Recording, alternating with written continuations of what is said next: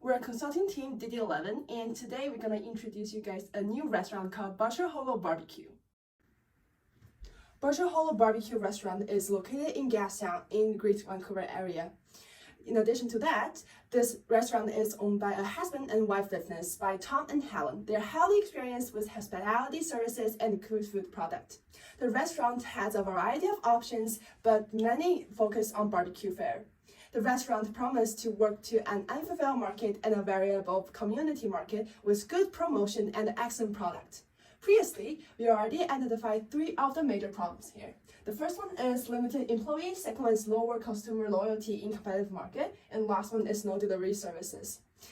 On our 4 recommendations today, we're gonna aim to solve these problems and bring you guys a better restaurant. Our first recommendation is an opportunity that arose from our analysis that we believe should be pursued, and it is to introduce a delivery service. In the market survey, 75% of people indicated an interest in takeout, and pairing that with the fact that an estimated 50% of our business will come from takeout, having a delivery service would only add more options for customers to purchase from.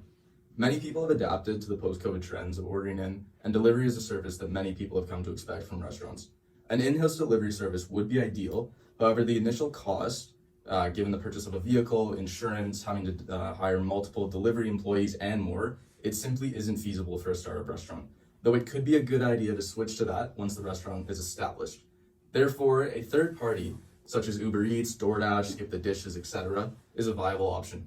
Though Uber takes a 25% cut from every order, the restaurant would be able to profit from this because they get their name on a big website, a big platform where a lot of people order from. It would be great to get eyes on the restaurant initially, and also we believe that the initial profits, though they may be minimal, over time they will certainly come back in our favor.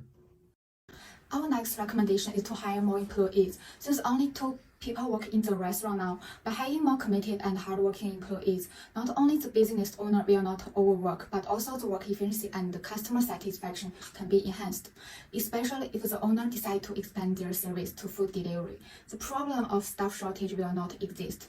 In order to attract and retain efficient employees, a benign organizational culture is crucial for operating the restaurant.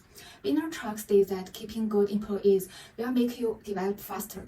The restaurant should apply the Goldilocks principles, which requires the company to balance the loose and the tight cultures. Some investment in employees include training, desirable salary, welfare, personal time off, and subsidy. However, it still was noticing the difficulties of managing many employees. The business owner needs to supervise employees with different personalities and work ethics. It's quite common for a team to have conflicts sometimes.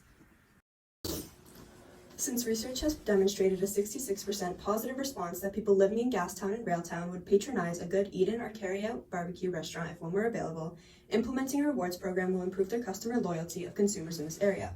A loyalty program is one of the most cost-effective ways a brand can increase their ROI. Creating a system where customers feel a connection with Butcher Hollow Barbecue will increase their likelihood of reoccurrence. This is an opportunity to maintain a steady and growing expected revenue within the company.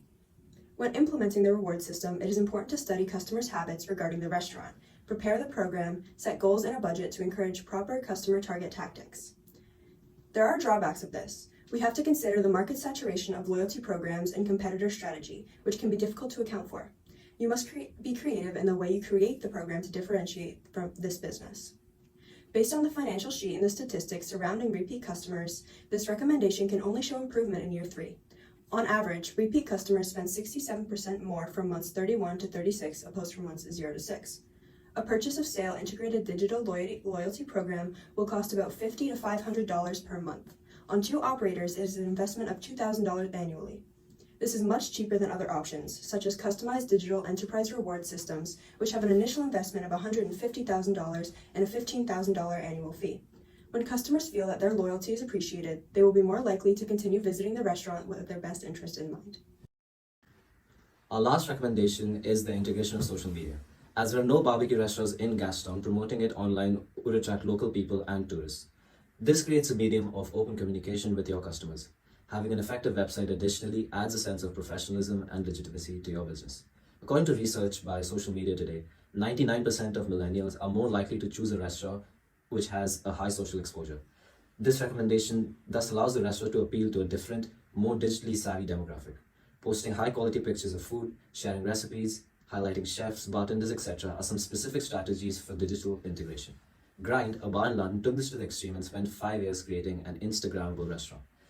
Gradually increasing the budget for such type of marketing as the business grows larger has the highest potential to return on our investment. Additional research also indicates that small companies donate 6% of their profits to charity.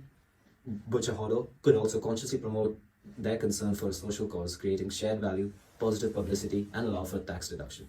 However, it will take time and cost to implement this recommendation. The business would also likely have to hire a social media manager and cover steep one-time costs of filming, editing, etc.